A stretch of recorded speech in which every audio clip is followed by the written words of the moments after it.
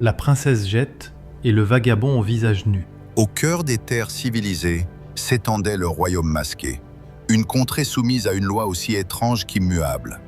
Là-bas, l'identité n'était pas un droit, mais une attribution sociale.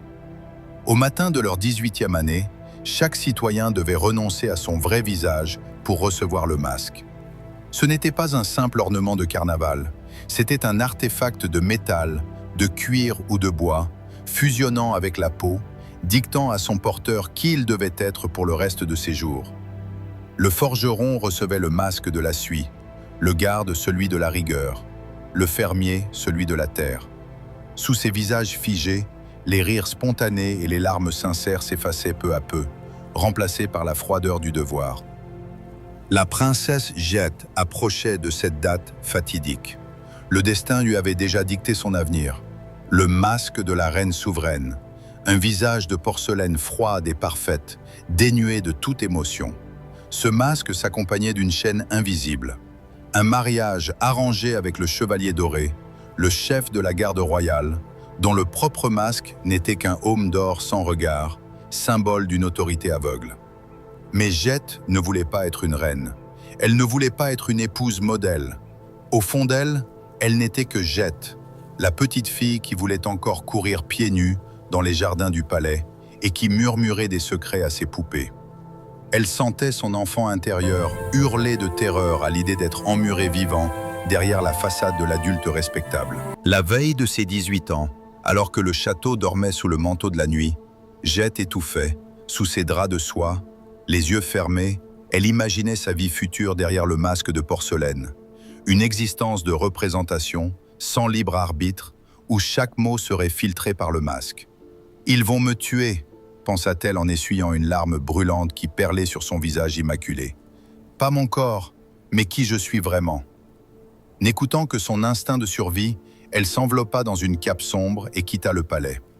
Elle franchit les remparts et courut vers l'interdit, vers la lisière du monde connu, la forêt des murmures. C'était un lieu que les habitants du royaume masqué craignaient, car on disait que là-bas, les vérités n'étaient pas voilées et que les masques tombaient. Jette marcha toute la nuit. Elle arriva à l'orée du bois juste avant l'aube, à l'heure où le ciel hésite entre le noir de la nuit et le violet du matin. Devant elle s'étendait un lac aux eaux immobiles, un miroir parfait reflétant la voûte étoilée qui s'effaçait doucement. Épuisée, elle s'effondra dans un champ de fleurs de lys orientales. Leurs pétales, d'un rose carmin profond bordé de blanc pur, étaient tachetés de pourpre comme des constellations. Contrairement aux fleurs timides qui regardent la terre, celles-ci ouvraient leur calice grand vers le ciel, offrant leur cœur sans retenue. Leur parfum était sucré et épicé. Allongée dans ce lit de fleurs sauvages, Jette eut l'impression de flotter dans la Voie lactée. Elle sombra dans un sommeil paisible et sans rêve. Lorsqu'elle rouvrit les yeux, le monde avait changé. Les rayons dorés du soleil perçaient la canopée et le chant des oiseaux remplaçait le silence oppressant de la nuit. Une silhouette se tenait près d'elle. C'était un homme d'une vingtaine d'années, assis en tailleur, qui l'observait avec bienveillance. Jette sursauta et recula par réflexe. Mais ce qu'elle vit la figea de stupeur. Il ne portait rien sur le visage. Pas de cuir, pas de métal, pas de porcelaine. Elle pouvait voir le grain de sa peau, les petites rides au coin de ses yeux quand il souriait, et la vie qui pulsait dans ses traits. C'était un visage nu, un visage vrai et authentique. « Bonjour, princesse Jette, dit-il d'une voix douce. Vous allez bien ? Vous n'avez pas de masque ?» balbutia-t-elle. Le jeune homme éclata de rire, un son clair et franc qui n'était étouffé par aucune barrière.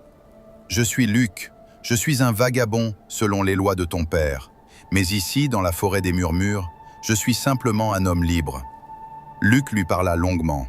Il connaissait bien le royaume, ses règles absurdes et la tragédie des rôles imposés.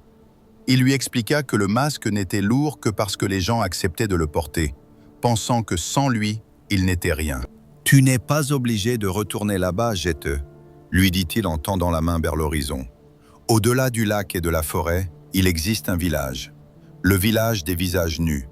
Là-bas, personne n'est défini par sa fonction. Nous sommes simplement qui nous choisissons d'être. Pour la première fois depuis des années, l'angoisse qui serrait le cœur de Jette se desserra. Elle prit la main de Luc et partit au village des visages nus. La princesse ne revint jamais pour la cérémonie. Elle suivit le vagabond jusqu'au village caché, où elle apprit à vivre sans artifice. Ils tombèrent amoureux, non pas parce qu'un décret royal l'avait décidé, mais parce que leurs âmes se reconnaissaient.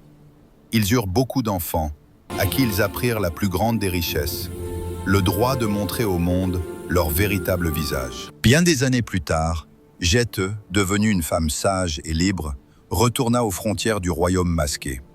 Elle ne portait ni couronne ni armée, seulement sa propre vérité. Elle tenta d'aider les habitants à retirer leur masque, à décoller le masque de leur peau. Mais la tâche s'avéra ardue. Car après tant d'années, beaucoup avaient oublié qui ils étaient en dessous. Le masque de l'ego était devenu leur seule identité. Pourtant, à chaque fois qu'elle parvenait à libérer un citoyen, à faire briller la lumière d'une âme retrouvée, Jette savait que son voyage n'avait pas été vain.